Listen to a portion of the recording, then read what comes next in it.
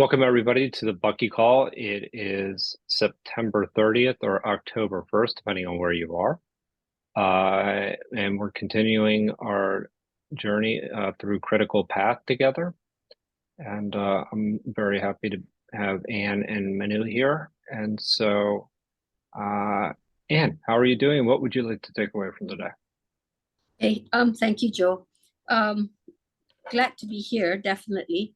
I wanted to just last week, I went backwards because I missed, I think, the earlier pages of self-discipline, and critical path and most of Bucky's work, they're not easy to get through, right? But I actually understood, you know, it's like I think we've done so much that I could understand what he was talking about and to link it to where he's going. And I'm glad I went backwards because it made the whole, the past 2 weeks reading a lot clearer as to where he was coming from. So I just want to share that the first five of what he wrote, number 1 to 5 of self-discipline alone, that you when you read it, then you can see exactly what has gone off with the world. Number 1 is the fact that from early ages we're telling kids, look, I teach you. Yeah. And that's what we've been fighting for the children.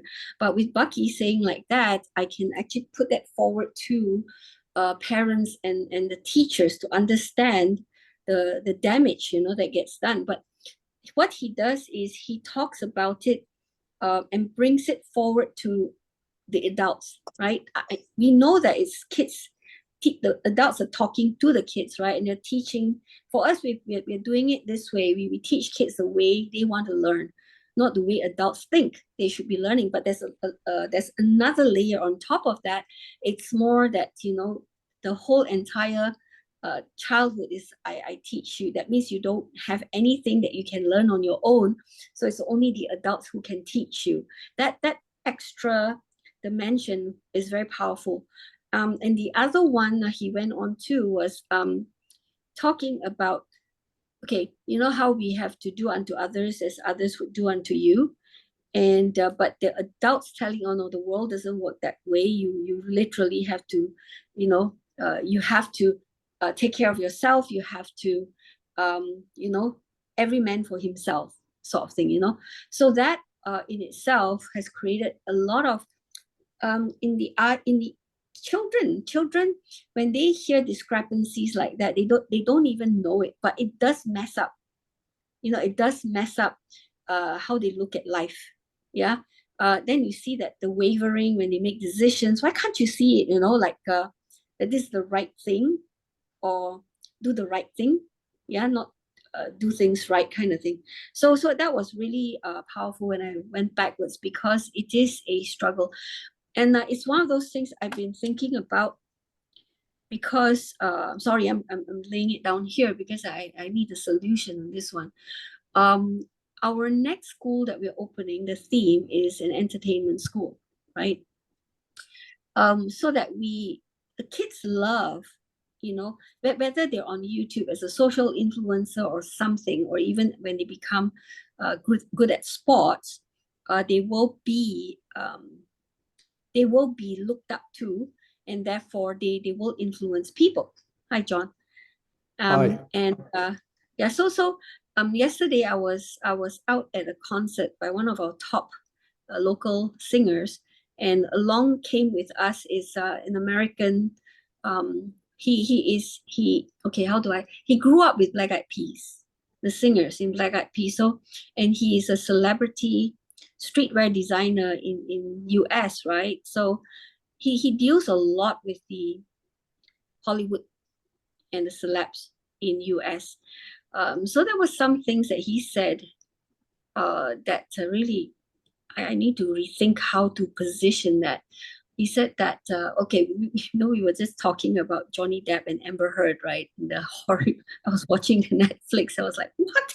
And he told me, yeah, and that's kind of what happens in Hollywood, in LA.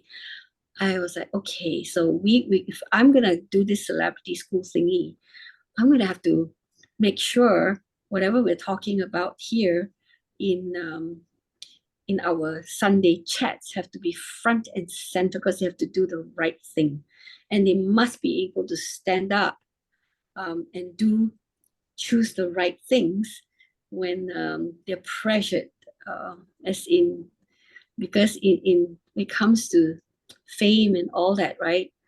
Uh, the people who actually take a lot of advantage for those who are trying to come up.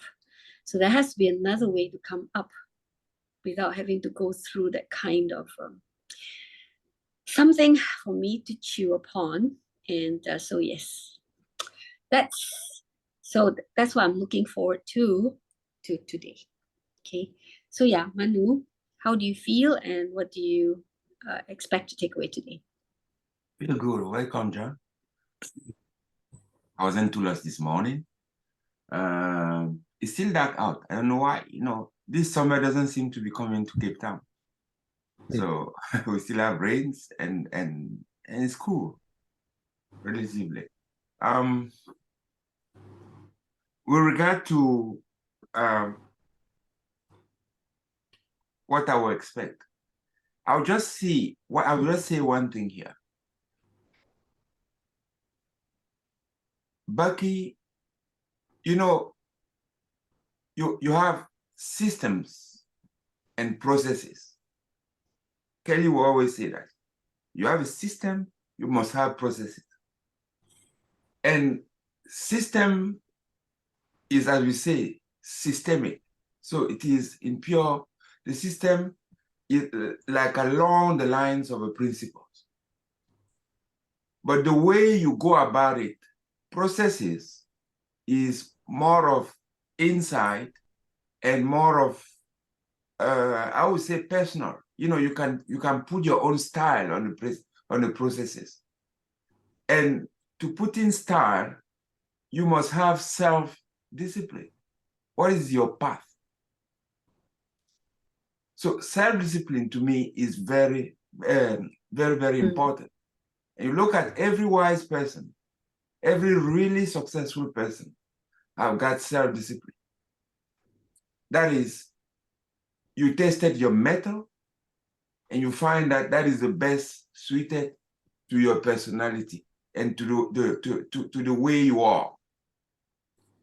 So that is the best way for you to build anti-entropic I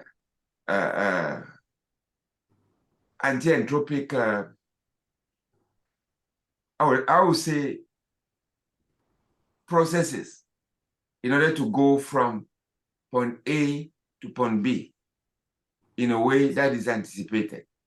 So that is very important. And today, nowadays, you have a lot of people that believe that everything is instant, is made. AI is going to do everything. You're not going to have to think. You still need the experience and the thinking. So that is my expectation, that we see this more clearly and that we apply it to ourselves and we have applied to people that we can influence around us to solve the problems. That's my expectation. John, how do you feel? What do you expect? Thanks, Manu. I'm glad to be here. I was a bit late because I've been out. I just got home. I've had a number of conversations with people this week about Bucky and his work and about the state of the world. And I've been thinking about it. And then on Friday evening, Di and I went and saw The Creator, the new movie. Has anybody seen it? I've not.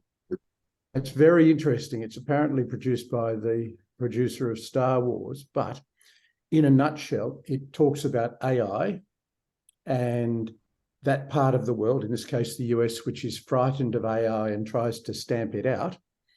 Meanwhile, AI is peacefully coexisting with people in Asia.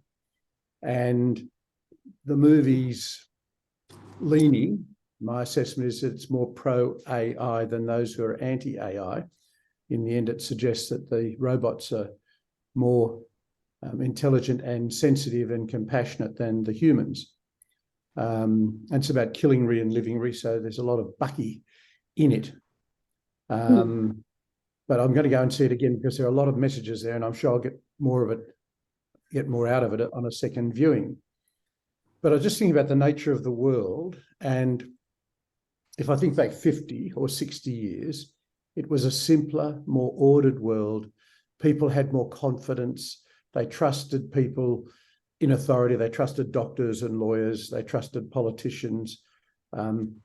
Very few of those have much trust anymore. We're not confident of the world and our futures. There's a lot less certainty in the world, in my opinion, for most people, which makes it even more important that we understand Bucky and his work and his principles, and the need to contribute, to become more conscious, because killingry, in my opinion, is driven by ego, which is based on fear. We look at the Ukraine, we look at Russia, we look at all the other conflicts around the world. What's behind it? The fear of scarcity, the people who are saying there are too many people in the world's not capable of producing enough to feed them. Bucky said, there's more than enough capacity to feed everybody. We just have to cooperate and devote that money that's going to killingry to livingry.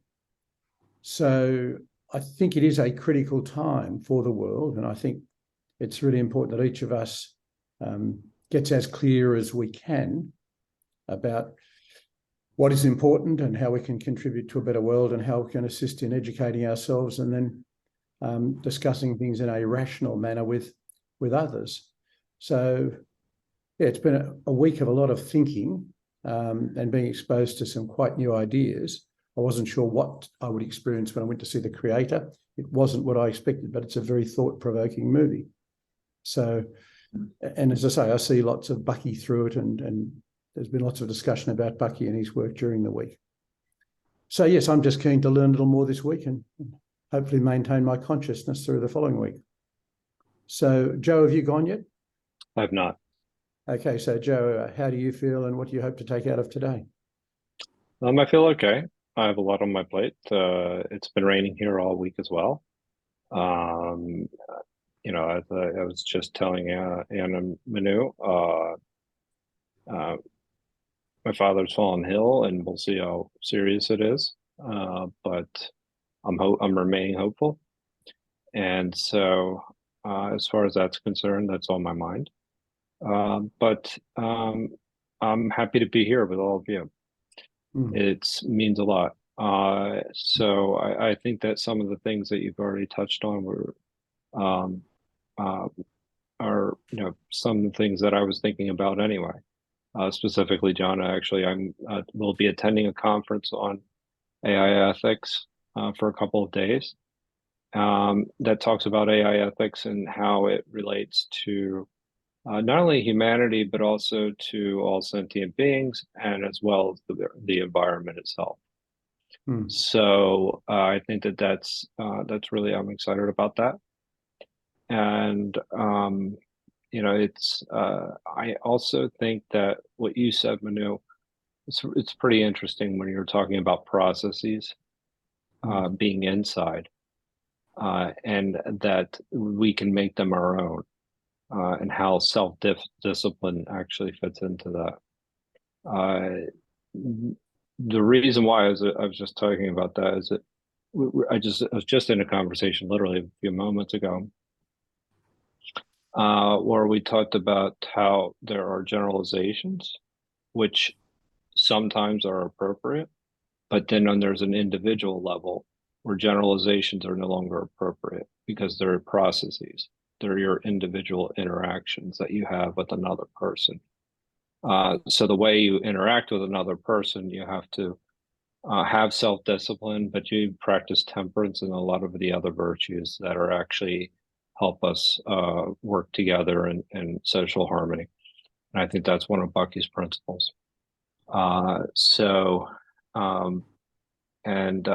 I'm just still thinking about a couple of the topics that we covered last week related to travel, and as well as kind of focusing a little bit more on, I thought, Anne, what you brought up was very interesting was the idea of unicorns versus zebras, and how zebras are actually much more sustainable. And I think that that's something that I hope to research a little bit more in the coming week. So I very much appreciate that contribution last week. So with that, shall we get started? And John Butler, would you mind reading? I'm happy to do that, Joe. Thank you. Very much appreciated. Can everybody see my screen? Yes. So we left off, we finished that paragraph. We're starting right here. Okay. It's a little bit, hang on, let me do this.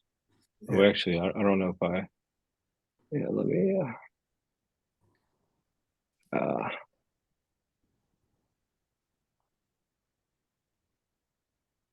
I should actually, I thought it would.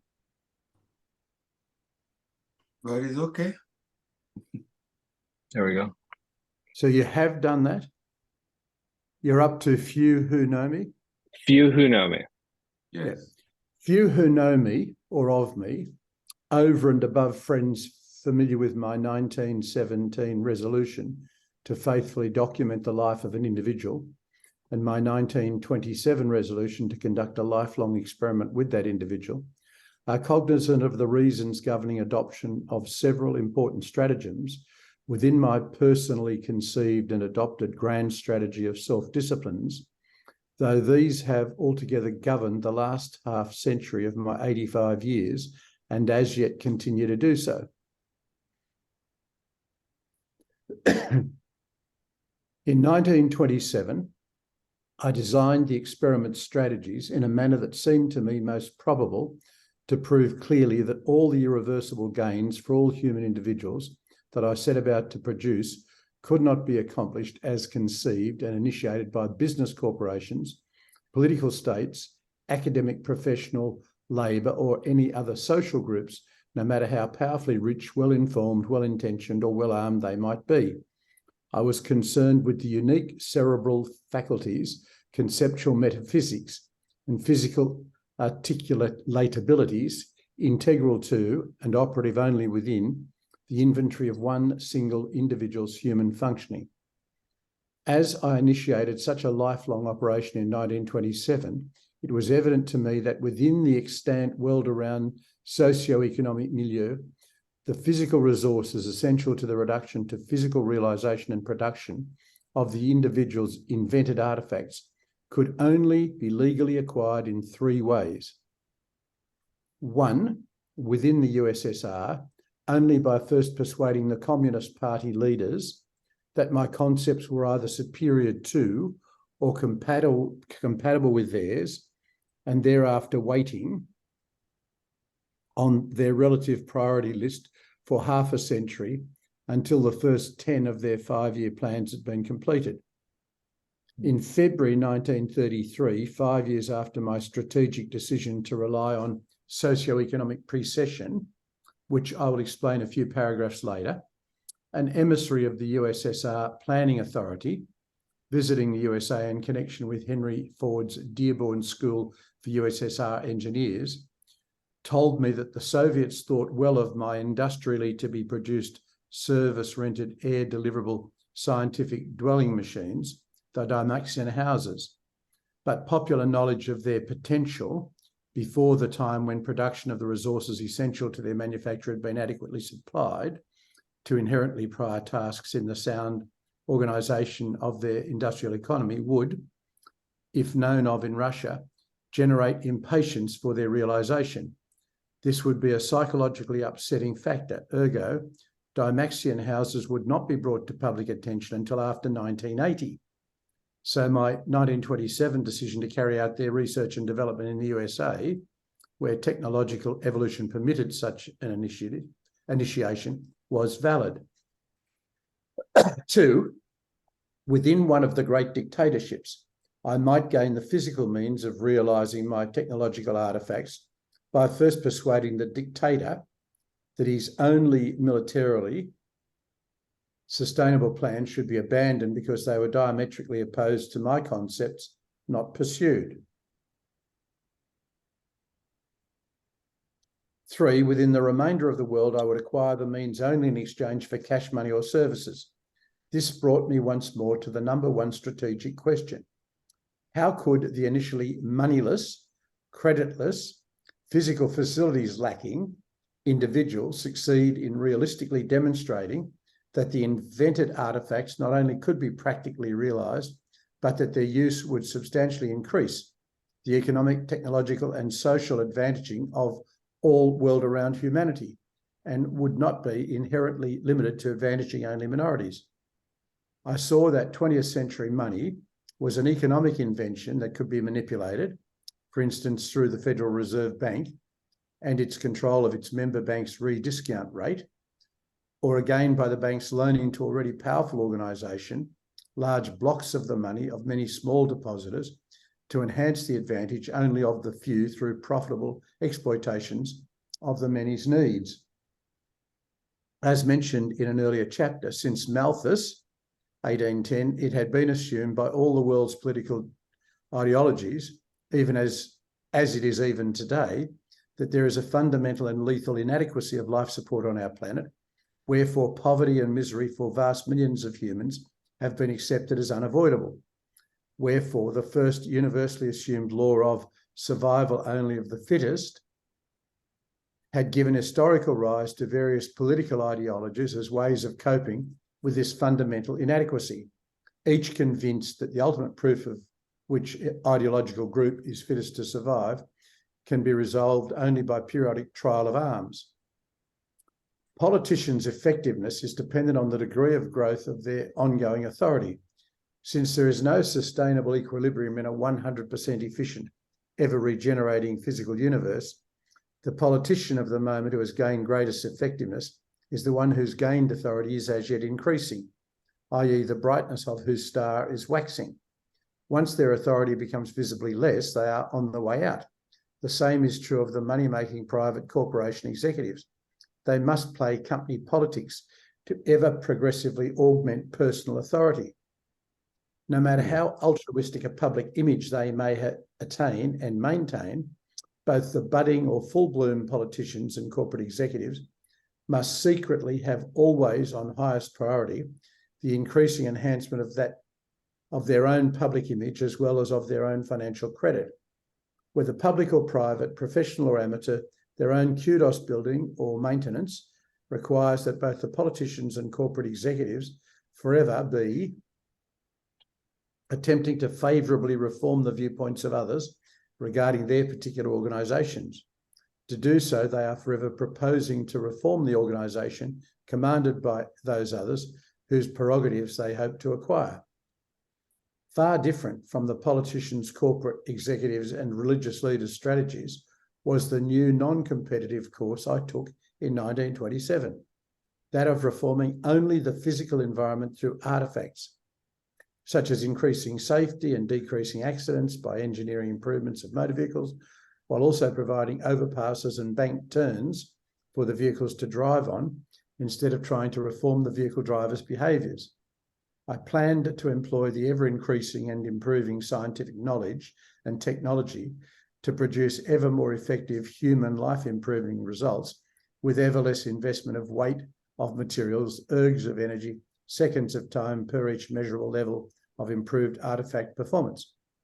I was hopeful of finally doing so much with so little as to implement comprehensive and economically sustainable physical success for all humanity, thereby to eliminate the need for lethally biased politics and their ultimate recourse to hot or cold warring. Yeah, so why don't we stop there and actually just see if there are any comments? I think that we covered it quite a bit with the three major points, but I also found it very interesting as far as his analysis is the rise of political ideologies and how that essentially they had come to power through this scarcity mindset. And where he's talking here a little bit more about doing more with less and to eliminate the need for lethally biased politics that and their ultimate recourse to hot and cold warring. I think that that's something we're kind of seeing today. I mean, more than we have in the past. I think that there is a somewhat of a scarcity mindset, and that political ideologies are taking advantage of that. And so you're starting to see this extreme partisanship that has it's always been there. I just think it's a little bit more pronounced than it's been in the past. So that was one thing that stuck out to me. But if anybody else has any comments or questions, about one of the three points that he made with specifically the USSR was interesting, about how it had to fit into their 10-year or 5-year plans. I never really understood that, but yeah, that's one of those aspects of central planning that I don't necessarily think always works. I still think that Berkey, vastly underestimated the power and the desire of the powerful to capture all the fruit of, all the value created.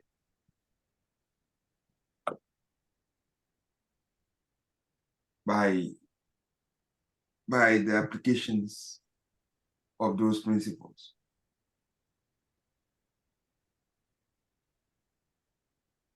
Because, I mean, if you look at a driverless vehicle, there's no debate about how to apply it to mass transit. The debate is about which car maker has the best particular vehicle with the least accident possible, right? It's not the general reform of traffic in a way that takes it to really structurally a different level. That is a quantum change.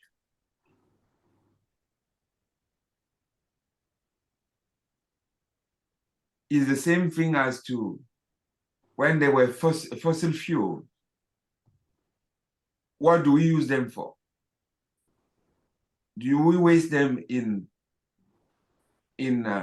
building cars for individuals? Or do we apply them, do you use them to building systems that carry a lot for the least energy spent? And that decision, unfortunately, belongs to politicians.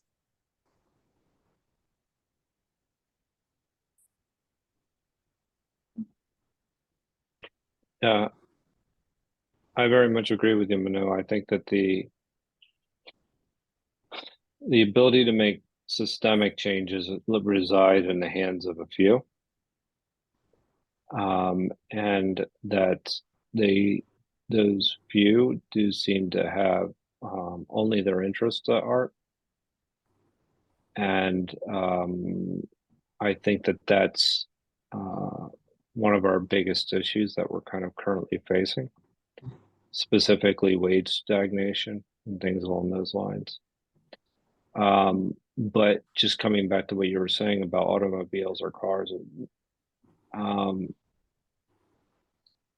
we're not making some of the systemic changes that we need to make in order to make progress. And it's not clear to me as to how that actually will even be accomplished in our current state.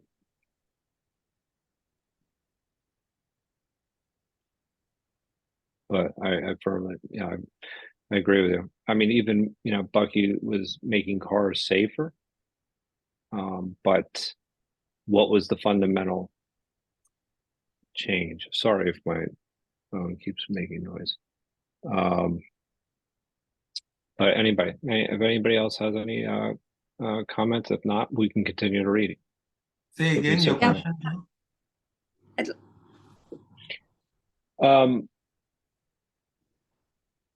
My question is essentially that, it was specific to, I am not sure how some of those fundamental changes, the systemic changes that they can occur. It's not clear to me.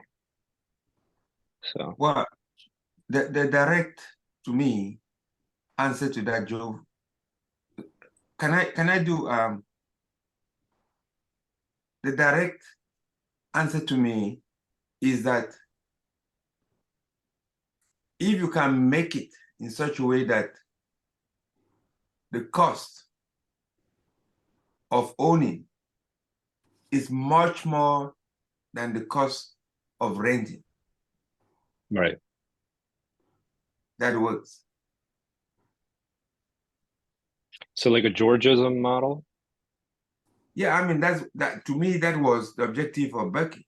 With their mixing houses or cars, it was always that you can reduce, that is, again, distributing the gains of technology in a way that for an individual,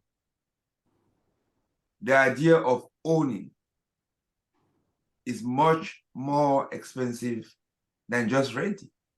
Because in order to achieve a high standard of life, you just have a token to pay.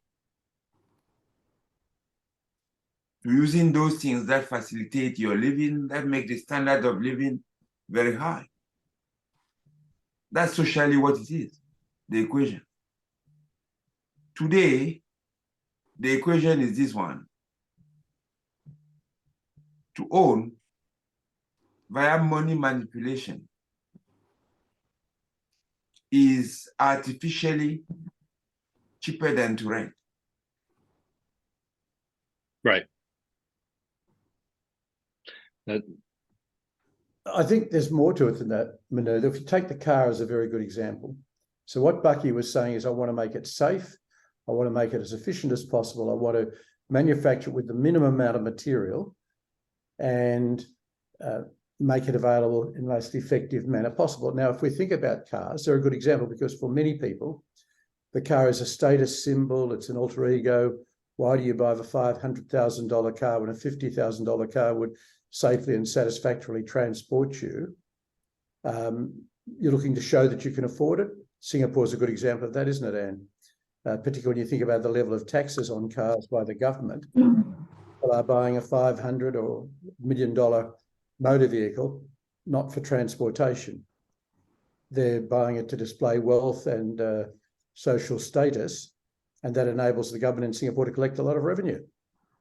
I think it's a great way of collecting tax by taxing luxury items.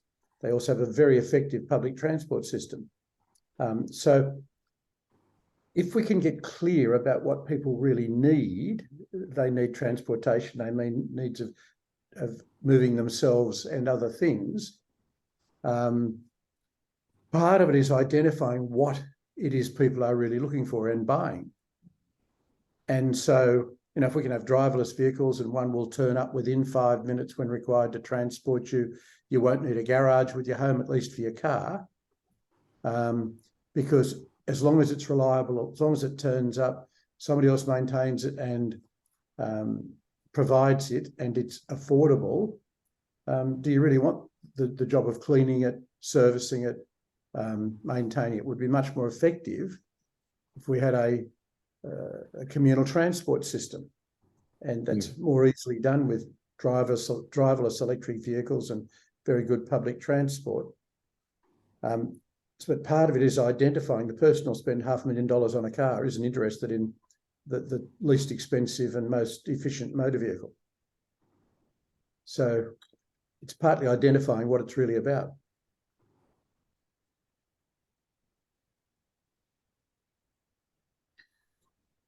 Any other comments or questions? I mean, Yeah. Oh, please. Yeah. Yeah. Go ahead. Thanks for making that clearer. Yeah. The one that I wanted to point out is what he said about it. I took it up down here. The one where authority, the people, right? People, whether they're politicians and even corporations, they become more authoritative when their popularity is waning and they're on the way out. So the only way to control it is actually to become more authoritarian, right? So this is actually this, what do you call, the connection, I feel is very powerful, because we don't think of it that way. We just, authority is authority, right? But not thinking that it's there because they want to stay in power, and whatever they're doing may no longer be relevant, or it's becoming less relevant, or it's not as popular as they set it out to be. And in order to make sure they can drive things through, they just make sure they have more authority, right? And people submit to that. So I think that's something for me to have. Okay, I'm gonna percolate on this a bit more. Okay, yeah. Well, I mean, I think you make a very important point, Anne. I think that in order to hold on power, people are willing to actually sacrifice the institutions that help govern people, and they undermine the system itself. And so right now we're seeing that, especially in the United States, where individuals are not even doing their jobs, where they're not even confirming people that the president's appointees, and they're not practicing. They're not doing their jobs, but they're not preserving the institutions that are so important for us to be able to function as a country, and they're doing that as a way of maintaining power. So that comes back to the idea that they'll do anything. There's different levels of authoritarianism. There's this very obvious one, but there's this other side of it where you're acting a little bit more authoritarian, where you're willing to just cheat a little bit in order to maintain your power. And I think that's it's a big problem in the United States. I'll just say that right now. Not just there, Joe. If you think about China and Russia, they're pretty good examples of supreme rulers working very hard to hang on to absolute power. Absolutely. Thank you for that. Yeah. Every politician, don't trust politicians. That's my rule. Do not trust. No, I'm serious. Because what he said, it's a universal principle as far as I'm concerned. No, I'm joking. Hear them faithfully, but just use what they say critically in light of what you estimate to be principle to judge. Right. Unfortunately, sometimes we don't have time for that. And we have to make choices that might be lethal, but don't as a principle. Yeah, and the other thing I want to add is, where Singapore is concerned, they're so close to actually being able to fulfill, a government that's actually taking care of its people in a more equitable manner. Just so close. Yes, they're collecting a lot of money. They have a lot of wealth. All it takes is for them to have, better housing, right? And better transportation. What I mean by that is, yes, it's very efficient, but people are packed. They're packed into, they're packed into housing that, the places are very small, because my sister used to stay in one of the HDB flats and so on, right? So when you compare that versus the private condominiums, right, the facilities, there's a huge difference. All they need to do is make that give people more space, because they're very good at building upwards and building downwards, into the ground. Yeah, all they need to do, because so there's so much space up in the air, they just need to have provide people with more space, because after all, they're collecting a lot. They have a lot of funds as a country. And you know, having gone through Buckminster, the books that we go through every Sunday, it is about commonwealth, right? And commonwealth can be held by the government, but you know, then people have to feel that wealth, to be wealthy, even if they don't personally own that wealth. You know where I'm coming from, right? Like, as in, they can own the space and everything, but in general, it can be taken care of by the government, right? So all they need to do is, you know, create a similar housing as what you can find in the private condominiums, and for people to be able to just take, you know, transport by just calling it, and it comes along, rather than being packed in the you know, MRTs and so on. It's so close. It's just so close. Because we do see that in the Scandinavian countries, where in general, you know, the people they've got their own homes, houses, you know, they've got their own land if they so wish. That's not so in Singapore, but they're very, very close. Yeah, so that's my only, because my sister lived there for about 20 years. I used to go down a lot. So we were looking at, I'm Malaysian, right? So Malaysians, Singaporeans, our families are all crossing over, you know, in the two countries. But yes, they make more money there, but I earn less in Malaysia, right? But I have a house with land. I have a few cars, you know. When we go overseas, our money really doesn't count for much, right? So the exchange rate is horrible for our country. But then we have houses. We all can own houses. We can choose to stay in apartments, but in general, we own houses.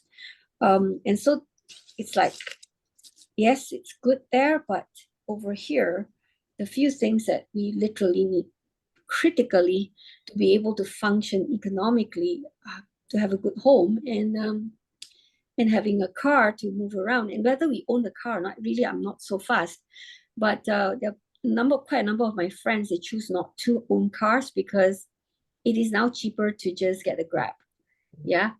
But whether we can depend on the Grab when we need them the most, like I can't, from my house where I live, I can't get a Grab to the airport, or I can't really get Grabs easily because it's gated. So, you know, people generally don't want to come in. It takes an extra step, an extra time to come in. So that's about the only thing. To fix that, then, you know, we don't really have to own cars.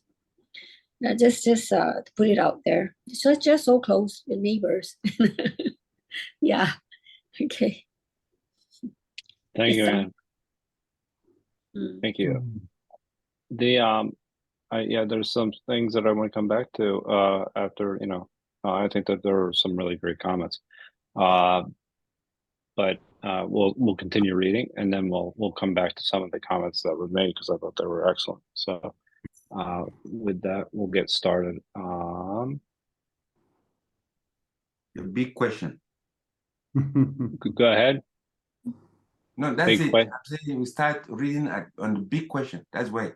After Cold War, that's the next page. Yes. Okay. The big question remained: how do you obtain the money to live with and to acquire the materials and tools with which to work? The answer was precession. What precession is and why it was the answer requires some explaining.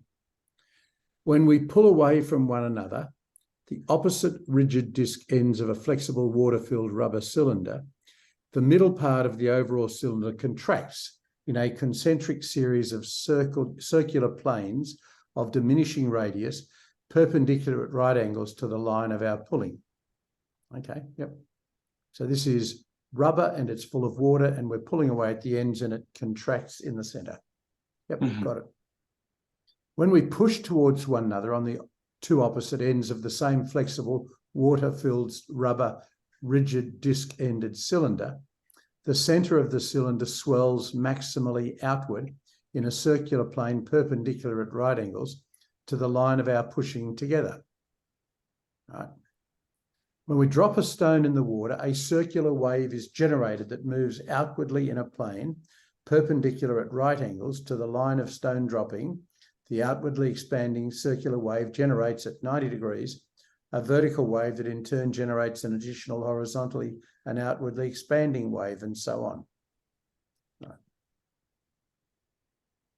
All these right-angle effects are precessional effects. Precession is the effect of bodies in motion on other bodies in motion.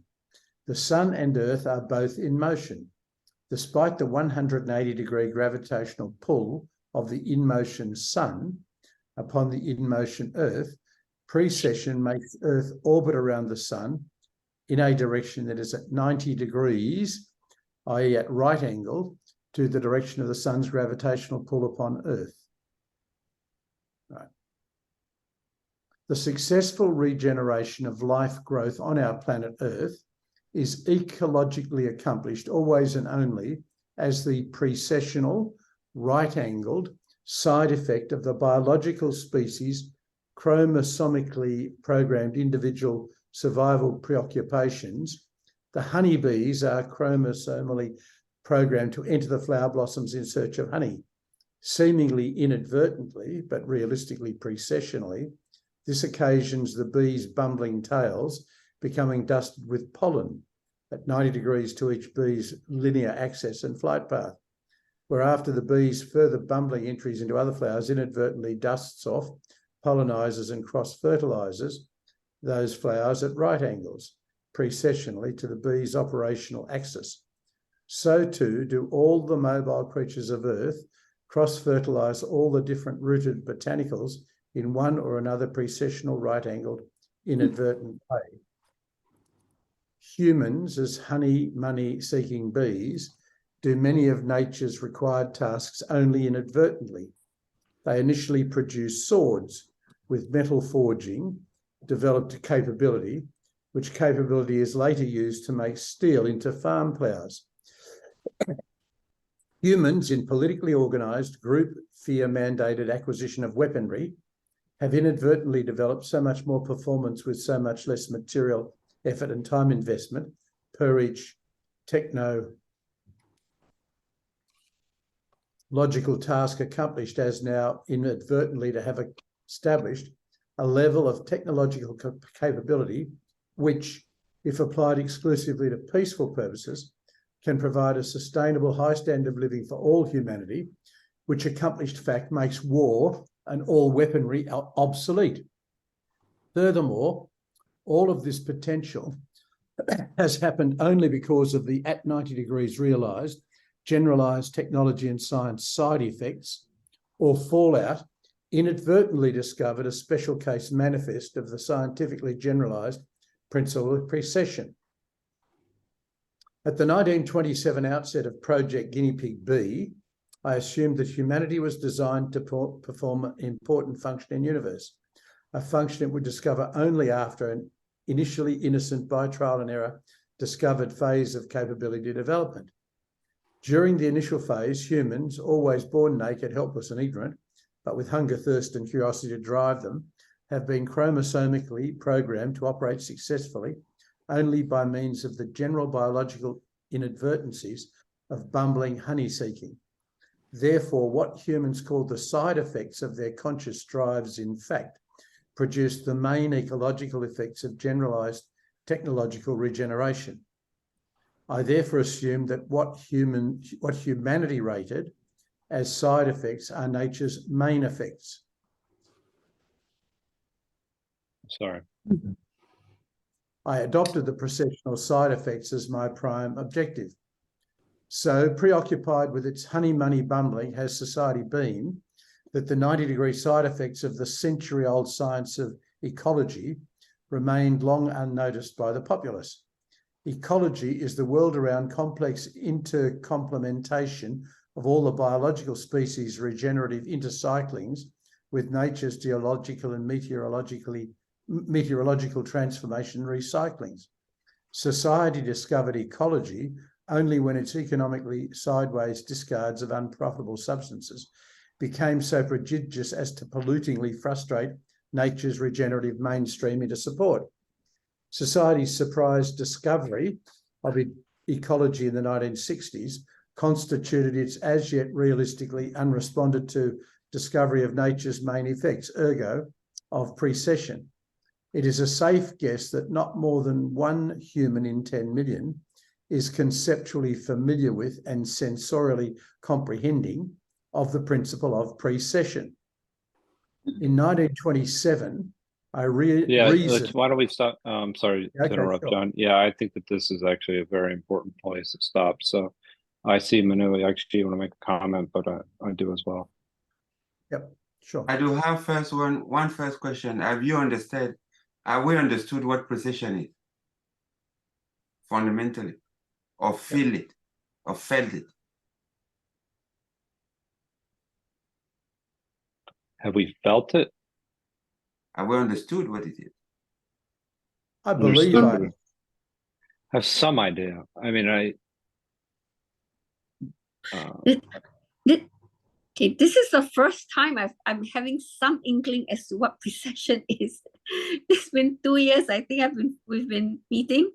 I hear precession, I went to search online for it, and it's just not clear. So this is the first time where I've got more clarity than before. So yes, Manu, please proceed, to connect more things for us. Let me do something that I think may be practical. Imagine a bag.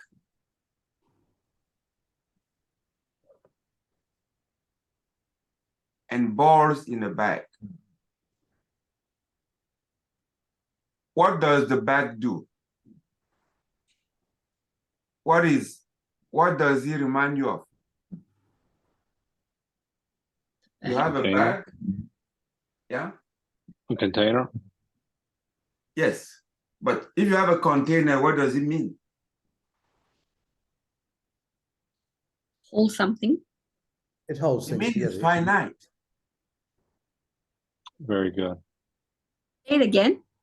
That's big. It's If finite. you have a container of everything, right. it means everything is finite. Hmm. The universe is finite, right? It's big. Okay. It might be big, but it is finite. All of those balls that are in that finality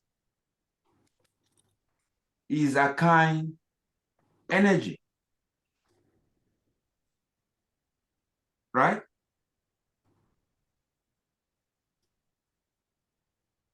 Now, because they are balls, they can move each other, right? In one direction or the other. If I hold the bag, imagine I hold the bag, all the ball will drop to the bottom, and the bottom will be what? Large.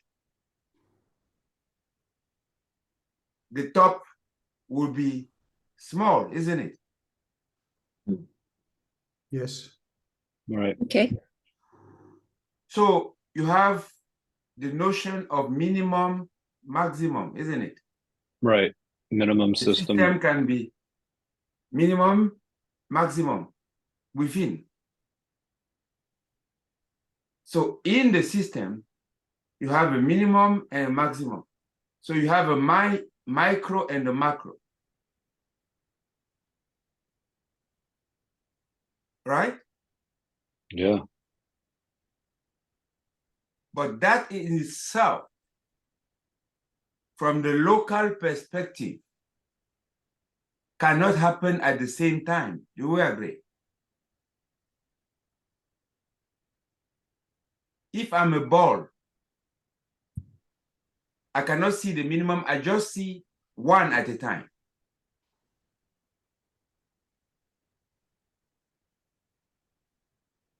Can you see all? Let me repeat it.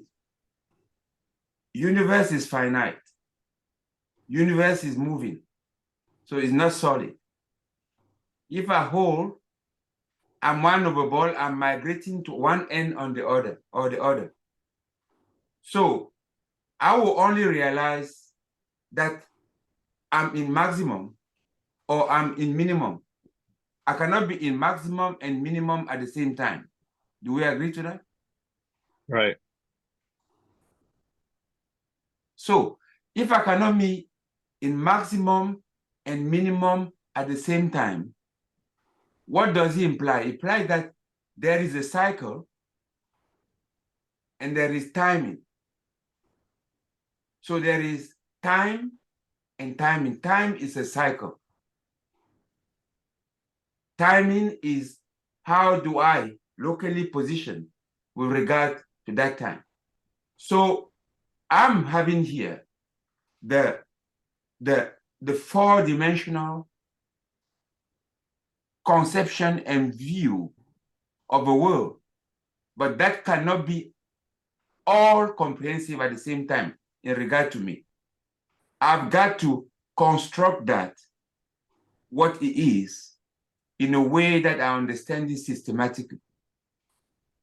Do you see what I'm saying here? I think Because when Bucky says, if you take a rubber and you pull the rubber,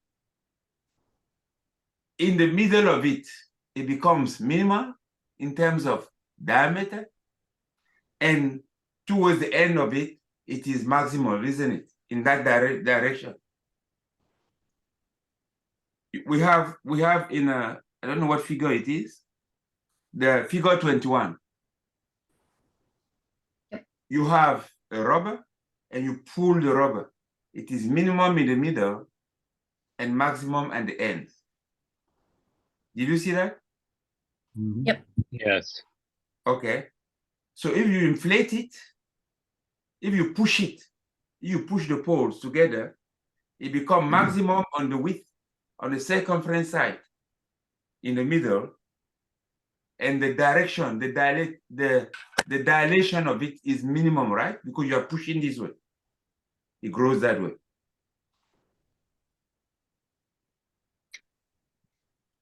And that is what Berkey called precession. Always happening at right angle in a finite system, and bodies moving relatively to each other. Right. So it defines precession as the influence of bodies in motion on other bodies in motion, always occurring at 90 degrees.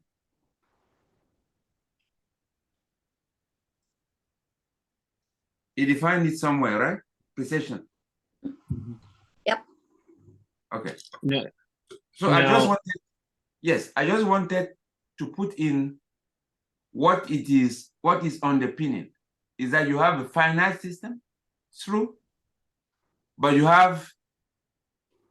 can manipulate the system within it in order to, by timing enough, to realize realize synergies in a precessive way, in such a way that you achieve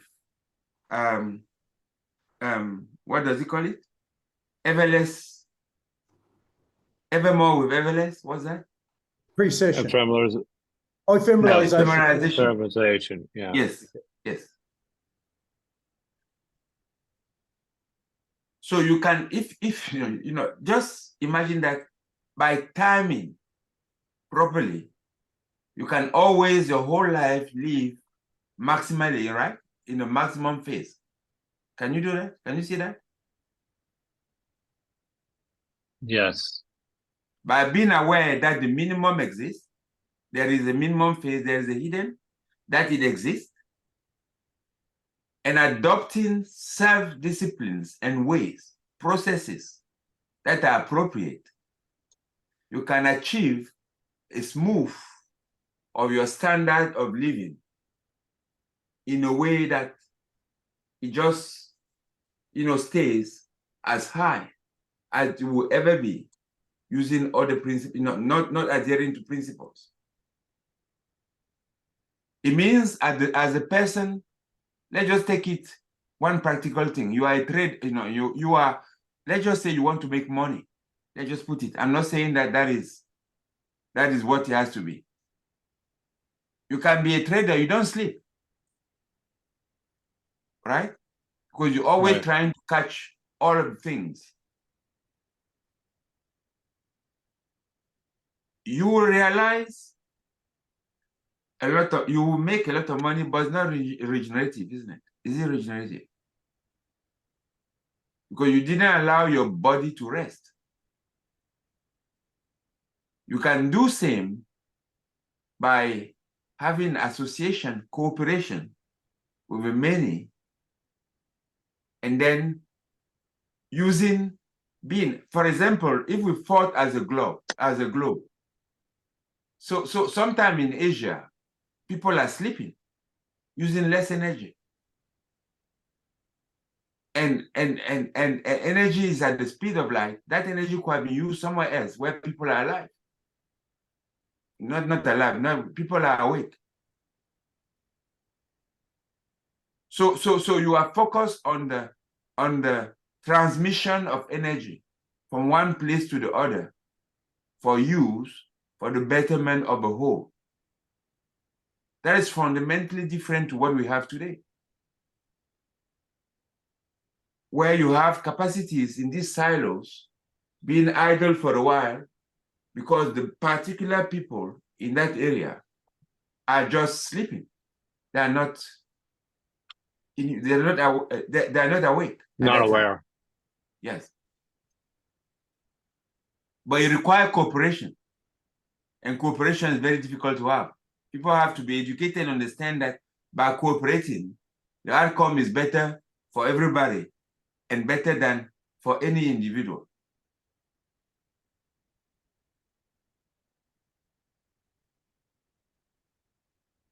I don't know if I've confused you more or if I've clarified. No. I think you actually, I mean, there's always putting bits and pieces together. So the figure 23, you drop something in the water and there are bodies of motion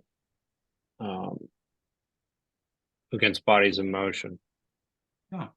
And you have a finite universe.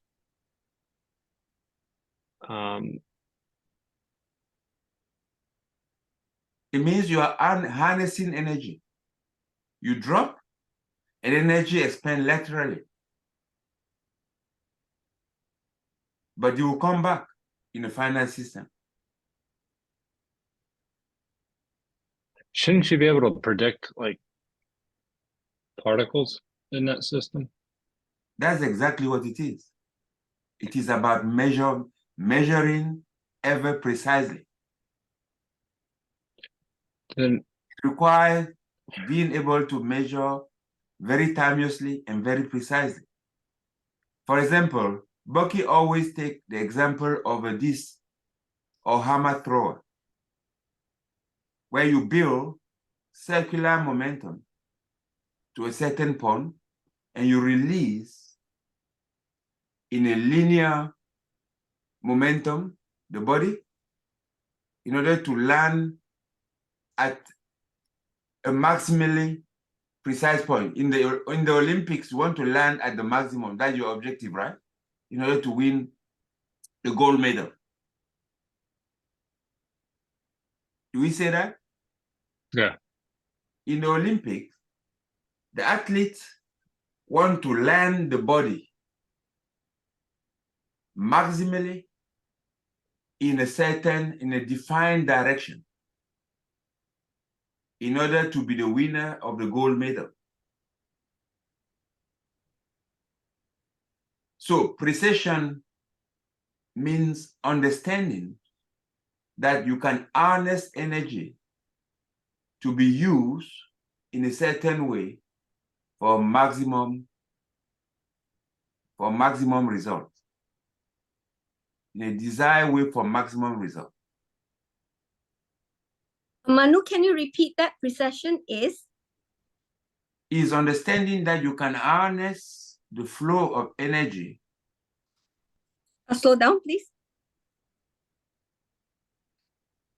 You can harness the flow of energy to the maximum impact on in a desired direction. So, and I take for that the example of the destroyer at the Olympic or the hammer thrower. You know what he does is that he chooses to first build the circular momentum to a certain level by a certain number of spins and holding a certain distance and spinning to a certain level that he thinks is appropriate, and he releases.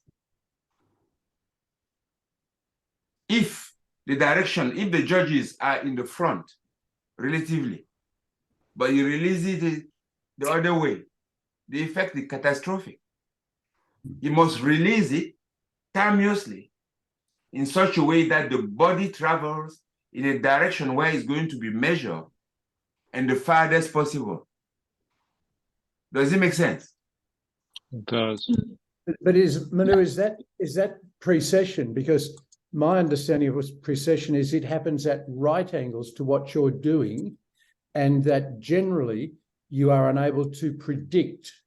I mean, the bee is not aware of what's happening at right angles to what it's doing. It's going to collect honey, but it's pollinating and cross-pollinating. So my understanding of precession was we go out in one direction, but at right angles to our direction, something else is happening, generally which we aren't aware of or haven't anticipated. And for human beings, often it's only afterwards we can see the precessional consequences of what we've done. Yes, but the hammer, John, the hammer thrower, Yeah. what the body is a hammer. How was the hammer? What was the motion of a hammer before? It was circular, right? He swings it and he releases it, but he knows Yes, the so direction. that is circular. We're talking about the hammer. Yeah, but I and don't the think that's hammer. precession. I don't think that's So the precession. first momentum is circular like this. Yeah. And when you release it, how does it go? It It's goes in the perpendicular. direction in which he releases it. Yes, it Manu? goes radially in a direction forward, right? Okay, So that is perpendicular to the circular moment. You just have to take this figure that we have here, this figure 23 in reverse now. Before, imagine that the bumblebee was the dot of arrow down. It doesn't know, it just rock that falls. Yes, yeah, that's right. Yeah, yeah. Yes, and water scatters radially out. Yes. Right. Now, That I I've get. observed and understood it. Now I want to reconstruct it.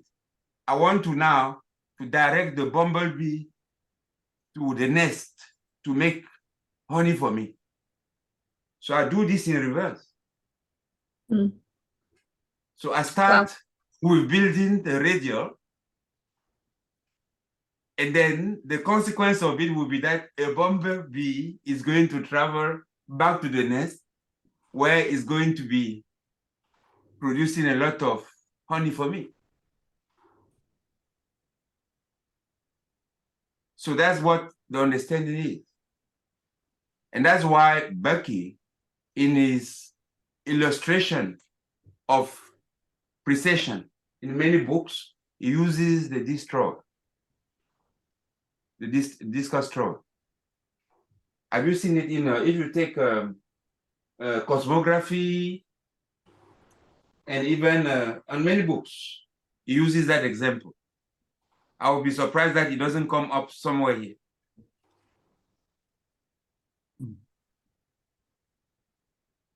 So that was the practicum that I was hoping that we'll get.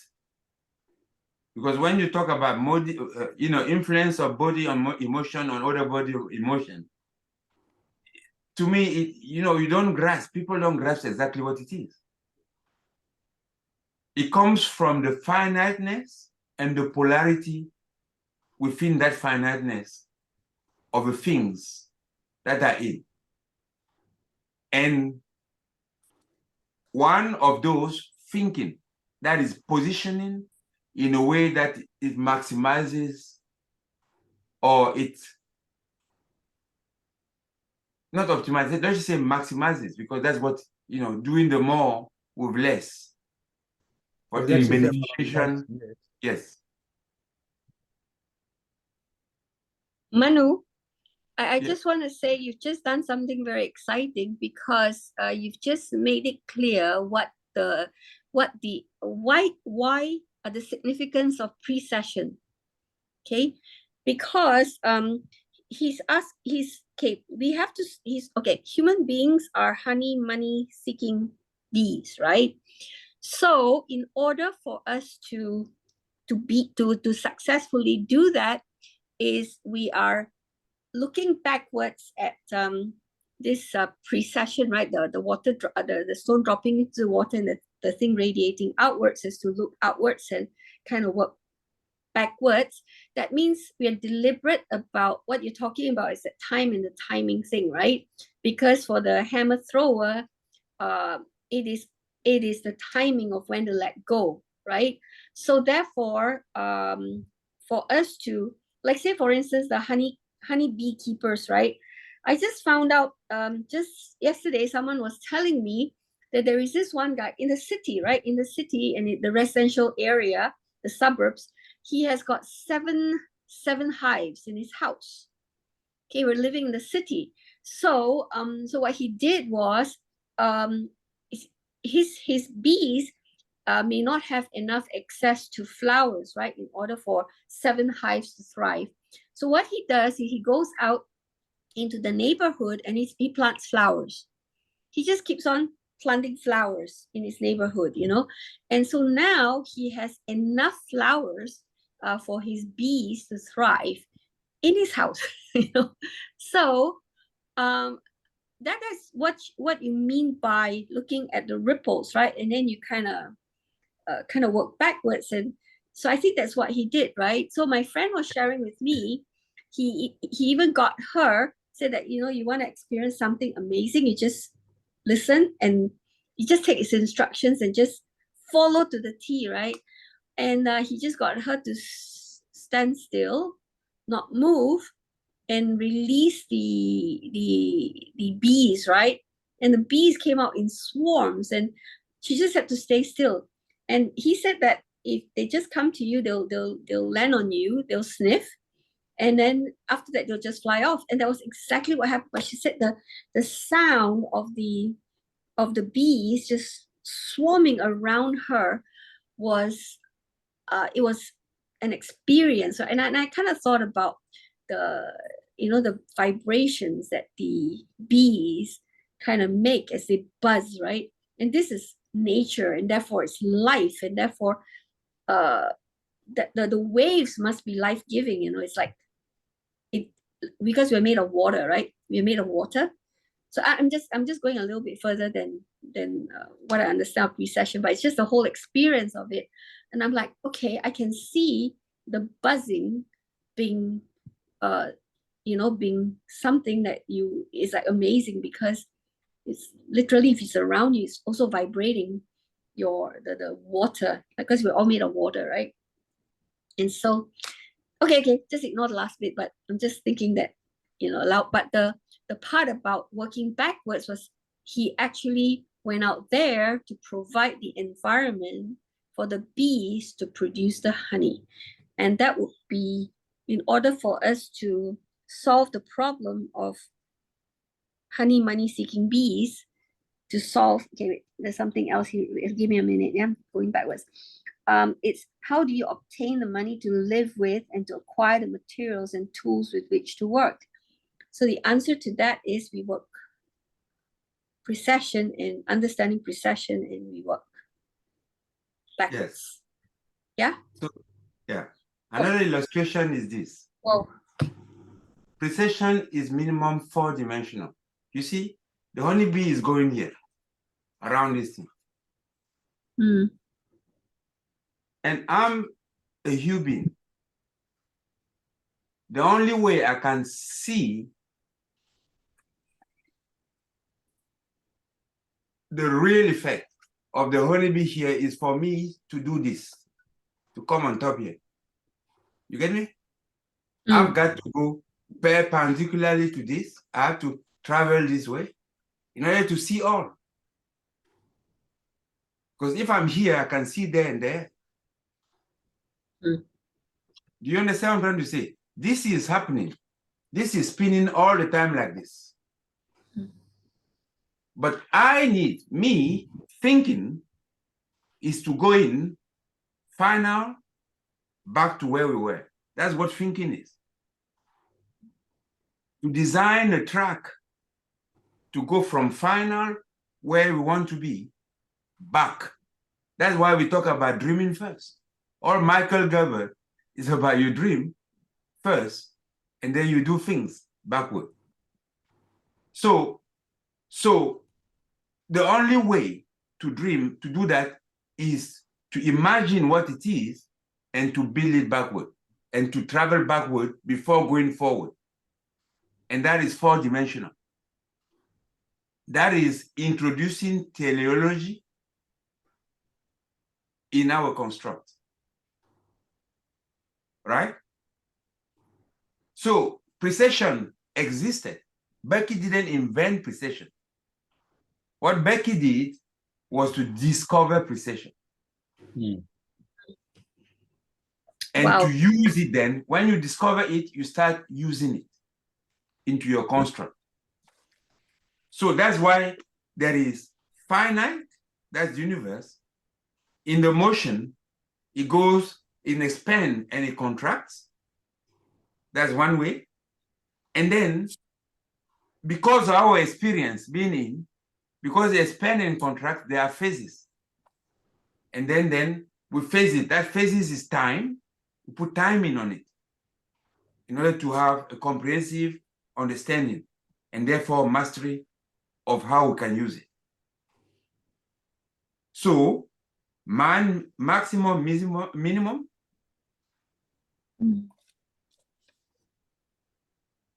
Phase, timing. That is the four way that I can put. Or you can say boundary, space,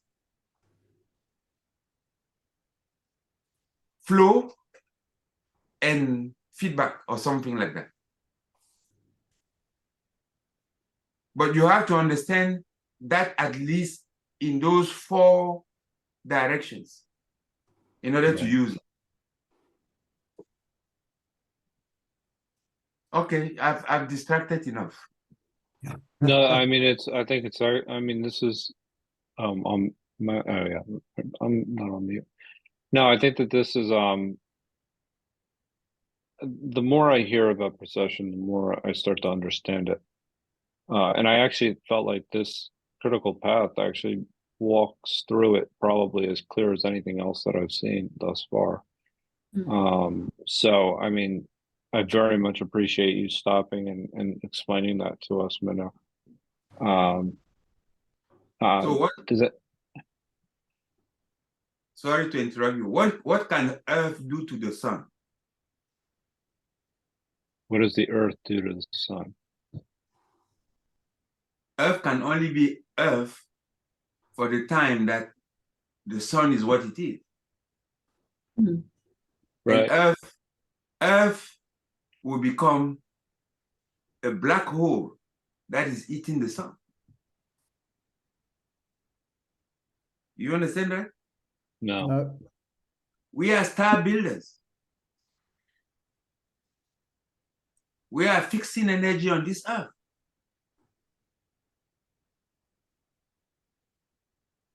We are building a star. When your soul leaves, what is left? The carbon. It was fixed. So we are importing energy into Earth. Isn't it what we are doing?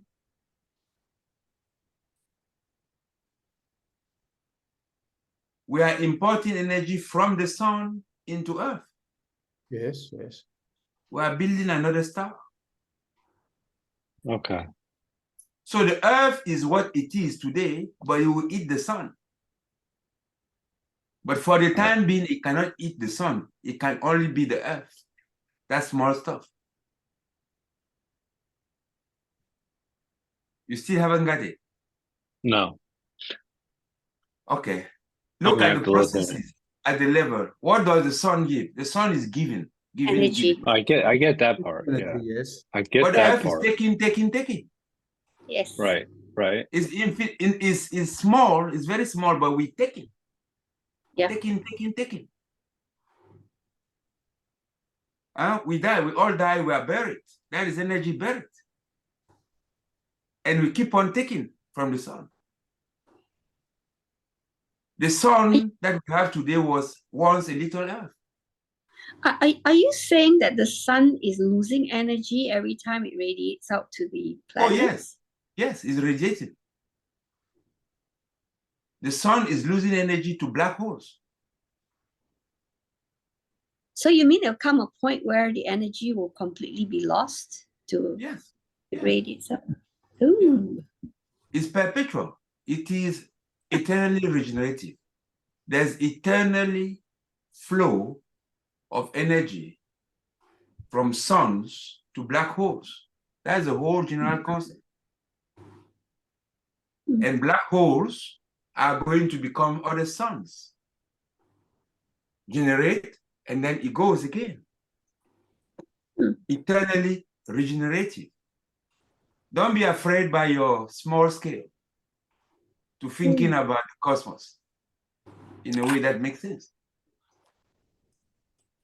Because we tend to just think that we are gods. We are not. We are a reflection of God, but we are not God. That is, we are part of a macro system that function, and that can discard us. The earth itself existed without human.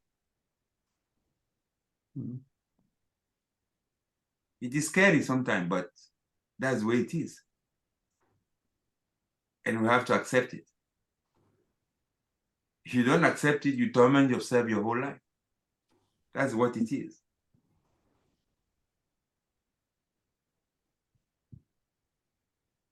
But by the same token, by thinking that we are stars, we are building stars, it's also very powerful, isn't it? Yeah. What can an individual that is penniless, creditless, do that no government can do, that no organization can do, that will maximize, that will elevate the standard of living of all of humanity to levels never experienced? That was his bold goal. I still find that interesting that no form of organization, country, company, political organization, nothing was going to achieve what he was capable of achieving as an individual. Yes. I suppose what it's saying is that each of us as individuals has significant potential. Significant potential. Yeah, we're trim tabs. I mean, that's what right. Yes, that's good. Yeah, we're trim tabs. Trim tab. That is it. So, and people don't understand. People don't usually grasp it, and there's like a disconnect between what he was saying before and when he started talking about. He say the answer is precision, and he started giving examples, but the underlying power is not usually grasped by many people.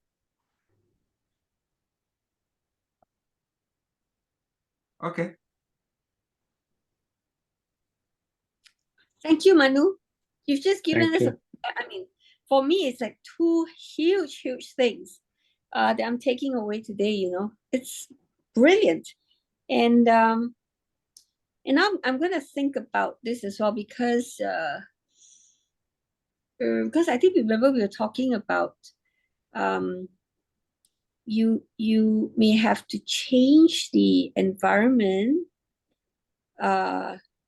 for instead of changing the person, you change the environment. I think it was our discussion as well, right? Yeah. And because one of the key things I've been wanting to do something about are the teachers, right? right now they're supposed to do amazing things with the kids that they teach, but really nobody cares whether they can make ends meet or whether they have the same options for their families. And everybody keeps wanting to have cheaper education. They don't want to pay, and they want it free. Yeah, until and unless. So anyway, one of the things that's foremost in my mind is the way teachers are being remunerated. I want to change that, or the way they can build their wealth. Like the way the system is right now is not working. Okay, you lose good people just because there's a limit, there's a ceiling as to how far they can go in how they become, to generate that money seeking bee thingy. Okay. Thank you so much. Two massively powerful ideas. I wouldn't even call it ideas. These are just like mind-blowing impact. Yeah, concepts. Yeah. Okay. Thank you. All right. John, read again. There's so many interesting things that he says there. I don't know. If you want to read it again, I think so. We just fought. We have and plenty we still of have minutes, more than 20 minutes. So we'll read 5 probably minutes. we'll leave 12 minutes for takeaways. Yeah, that would be great to read it again. Okay. From far different. So I wonder if that is the best spot. The big question. Okay. The big question remained, how do you obtain the money to live with and to acquire the materials and tools with which to work? The answer was precession. What precession is and why it was the answer requires some explaining. When we pull away from one another the opposite rigid disc ends of a flexible water-filled rubber cylinder, the middle part of the overall cylinder contracts in a concentric series of circular planes of diminishing radius, perpendicular at right angles to the line of our pulling. Good. When we push toward one another on the two opposite ends of the same flexible water-filled rubber rigid disc-ended cylinder, the centre of the cylinder swells maximally outward in a circular plane perpendicular at right angles to the line of our pushing together.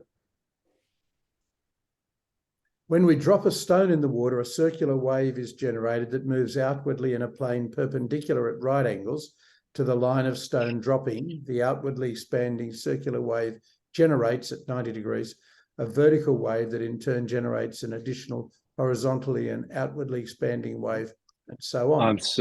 I'm so sorry about that. The next one. There we go. All these right angle effects are precessional effects. Precession is the effect of bodies in motion on other bodies in motion. The sun and earth are both in motion.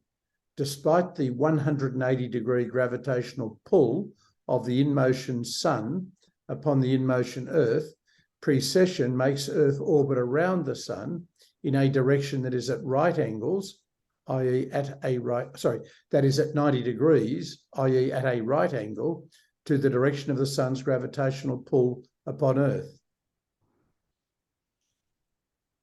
The successful regeneration of life growth on our planet Earth is ecologically accomplished always and only as the precessional right-angled side effect of the biological species' chromosomically programmed individual survival preoccupations.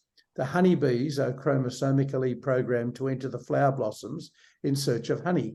Seemingly inadvertently, but realistically precessionally, this occasions the bees' bumbling tails becoming dusted with pollen at 90 degrees to each bee's linear axis and flight path, whereafter the bees' further bumbling entries into other flowers inadvertently dusts off pollinizers and cross-fertilizes those flowers at right angles precessionally to the bee's operational axis. So too do all the mobile creatures of Earth cross-fertilize all the different rooted botanicals in one or another precessional, right-angled, inadvertent way. Humans, as honey-money-seeking bees, do many of nature's required tasks only inadvertently. They initially produce swords with metal forge developed capability, which capability is later used to make steel into farm ploughs. Humans in politically organised group fear-mandated acquisition of weaponry have inadvertently developed so much more performance with so much less material, effort and time investment per each technological task accomplished as now inadvertently to have established a level of technological capability which, if applied exclusively to peaceful purposes, can provide a sustainable high standard of living for all humanity, which accomplished fact makes war and all weaponry obsolete.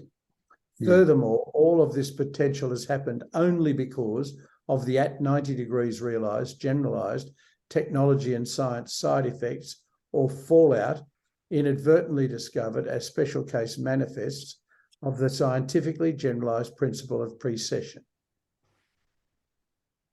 At the 1927 outset of Project Guinea Pig B, I assumed that humanity was designed to perform an important function in the universe, a function it would discover only after an initially innocent, by trial and error discovered phase of capability development.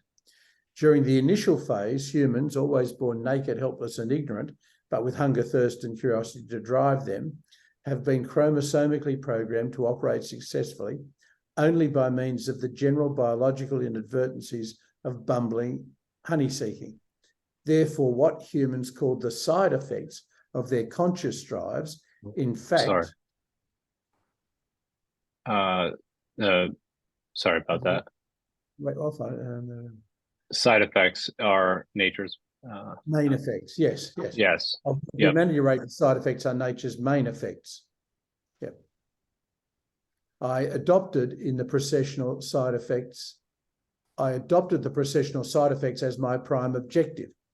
So preoccupied with its honey-money bumbling has society been that the 90-degree side effects of the century-old science of ecology remained long unnoticed by the populace. Ecology is the world around complex intercomplementation of all the biological species' regenerative intercyclings with nature's geological and meteorological transformation recyclings. Society discovered ecology only when its economically sideways discards of unprofitable substances became so prodigious as to pollutingly frustrate nature's regenerative mainstream into support. Society's surprise discovery of ecology in the 1960s constituted its as yet realistically unresponded to discovery of nature's main effects, ergo of precession. It is a safe guess that not more than one human in 10 million is conceptually familiar with and sensorially comprehending of the principles of precession. In 1927, I reasoned that if humans' experiences gave them insights into what nature's main objectives might be, and if humans committed themselves, their lifetimes and even their dependents and all of their assets towards direct, efficient and expeditious realisation of any of nature's comprehensive evolutionary objectives, nature might realistically support such a main precessional commitment and all the ramifications of the individual's developmental needs, provided that no one else was trying to do what the precessionally committed saw needed to be done. Precession cannot be accomplished competitively. Precession cannot respond to angularly redundant forces. It can, however, respond to several angularly non-redundant forces at a given time. Since nature was clearly intent on making humans successful in support of the integrity of eternally regenerative universe, it seemed clear that if I undertook ever more humanly favourable physical environment producing artefact developments that in fact did improve the chances of all humanity's successful development, it was quite possible that nature would support my efforts, provided I was choosing the successively most efficient technical means of so doing. Nature was clearly supporting all her intercomplementary ecological regenerative tasks. Ergo, I must so commit myself and must depend upon nature, providing the physical means of realisation of my invented environment advantaging artefacts. I noted that nature did not require hydrogen to earn a living before allowing hydrogen to behave in the unique manner in which it does. Nature does not require that any of its intercomplementing members earn a living. Because I could see that this precessional principle of self-employment was a reasonably realistic possibility, though to the best of my knowledge, never before consciously adopted and tested by others, I resolved to adopt such a course formally, realizing that there would be no human who could authorize my doing so, nor any authority able to validate my decision so to do. I saw that there would be no humans to evaluate my work as it proceeded, nor to tell me what to do next. I went. Yep, do you think this is a good stopping point, or Yeah, I do. should, I do. No, we've only got 12 minutes left, so it's a good point to stop. yeah, I think that's we'll highlight this because it does go on for a while, and we'll Yes. probably have to come back to that in Okay. any case. So Yeah. that's good. So why don't we? I wanted to leave a little time for, obviously, for takeaways. Thank you, John, again for reading. I'm sorry I skipped some pages there. Quite all right. It was just it's a very sensitive keyboard sometimes. So with that, Manu, how do you feel? What were your takeaways today? I'm giving everybody else a little bit more time since you've given so much. I'm just going to be very quick in what I'm taking away. I'm first grateful that we open-heartedly and sincerely participated in this discussion this morning. I think it was very, very. But two things that I will read, which are my takeaway. There's a big condition that Becky put that a lot we usually overlook. That is, if humans committed themselves, their lifetimes, and even their dependence and all the assets towards direct, efficient, and expeditious realization of any of nature's comprehensive evolutionary effect, then nature might, realistically. We are very, very, very, very far from that. And that's what to me explains the gap that we have when we say that he underestimated the resistances and of the systems and powers that exist to any idea or any project in this way. The second thing is that people usually say, I can take you to the river, I can't make you drink the water. But I think the big question is how can I make you thirsty? Right. Because if you are thirsty and you see the river, you will drink water. So those are my two takeaways. Otherwise, Anne, how do you feel? What do you take away? A lot, a heck of a lot. And excuse me, what a wonderful ending to it. Because, there is no human who could authorize him to do what he's doing, nor can any authority be able to validate what he wants to do. And there's nobody who can evaluate his work, back then. And I think that's the way the world has to keep moving, getting people to know that they can do stuff. And because right now everybody's looking for validation, validation as to somebody to authorize what I can do. And we had this discussion with I won't name the brand because I know this is going to be on YouTube, right? Yeah, it goes out there, right? When we I think it does. Yeah. Yeah. So there is this major company that deals with cameras and all that, right? They'll be working closely with our school. And we told them that they can certify the courses that they've been running to help people understand the use of like cameras, and even with all the people who are out there who are really experts in their field of photography, right? We don't, you go ahead, you can certify this. The first question they asked was, so where do we get this approval to certify? We said, no, you can certify.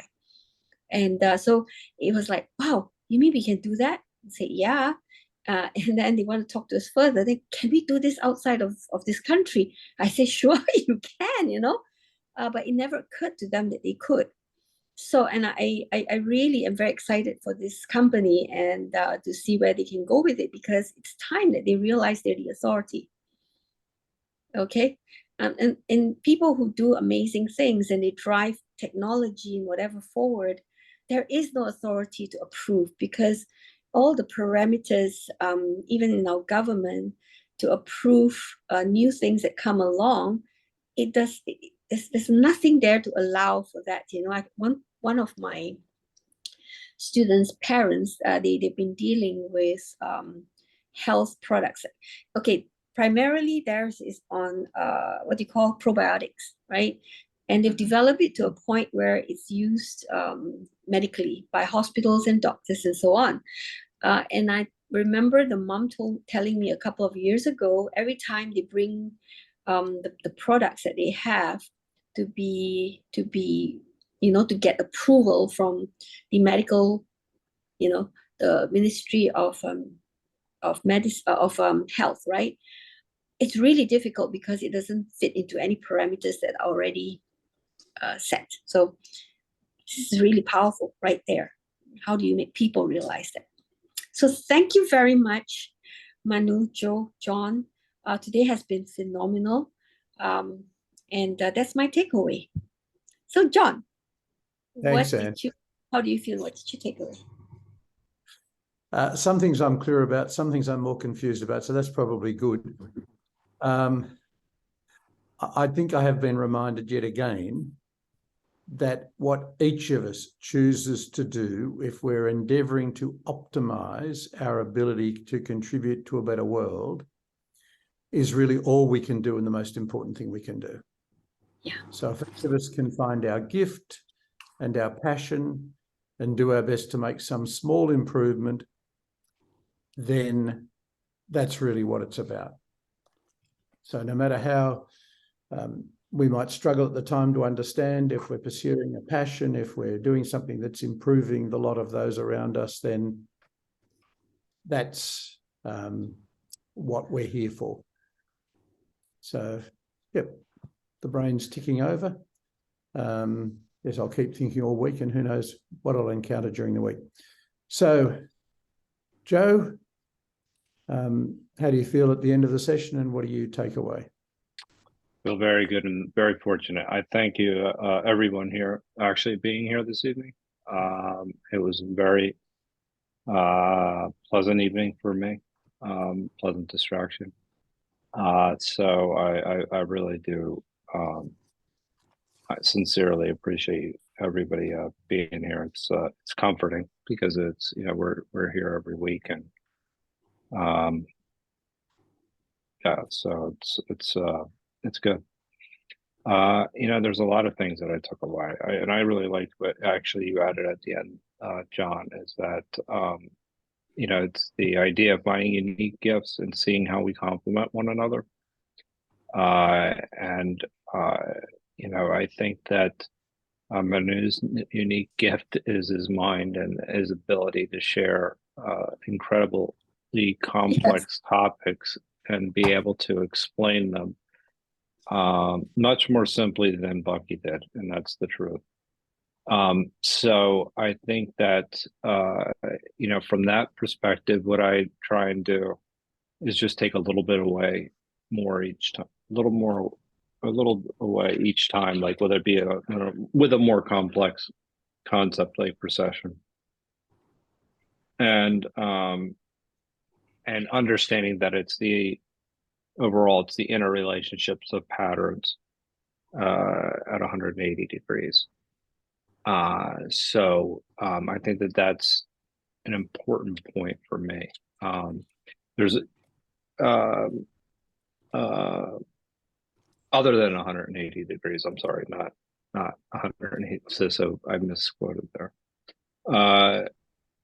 That's what happens when your handwriting is not good. So I thought that there were really some other interesting points that we were talking about that I think we'll come back to in the coming weeks. You know, specifically, I thought one of what Manu said about the idea of ownership being cheaper than renting. I think that was one of the most important takeaways.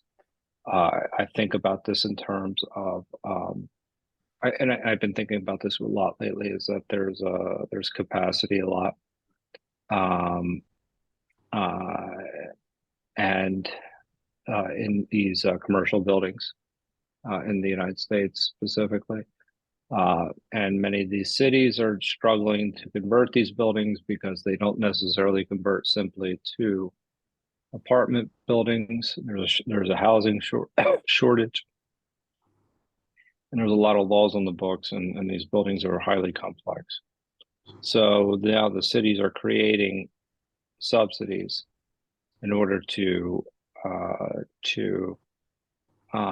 incentivize builders to take these commercial properties, and you still have commercial owners too, so that it's still more complex than I'm making it. But anyway, they're incentivizing developers to come in and even providing, in certain cases, subsidies to build these, turn these buildings into apartment buildings. The problem is that the price point is too high for the people to be able to afford it. And that's kind of where the problem lies. And where the problem lies, of what Manu said was interesting to me, is that you give the subsidy to the builder, it becomes cheaper for them to own than for everyone else to rent. And that's the problem, is that it's not holistic thinking. That's the bigger issue. And I think that that's something that is, when we're thinking about a system, we have to think about how all the parts interact. So I thought that was a really powerful statement. I don't think that there are a lot of issues that if you were to do something like price fix things, and so it's a very intricate problem. And all I'll say is that that's why it's important to study how systems and parts interact and understand the interconnectedness of things, so we can actually come up with solutions to these problems, or at least come up with the source of the problem. Then we can start to discuss solutions. So for me, that's one of my major takeaways, and I really appreciated just the simple comment of the cost of ownership being cheaper than the cost of running. So with that, again, thank you, everyone. And so Steve shall be back next week for sure. I believe he'll be back Wednesday. And it really was a privilege to be here with everybody this evening. John, thank you again for reading. And that's right. Thank you for being here. All right. Thanks all. Everybody have a wonderful evening. Yep, thank you so much. And yes, thank Take you, John, care. for reading a second time. Oh, anytime. Anytime.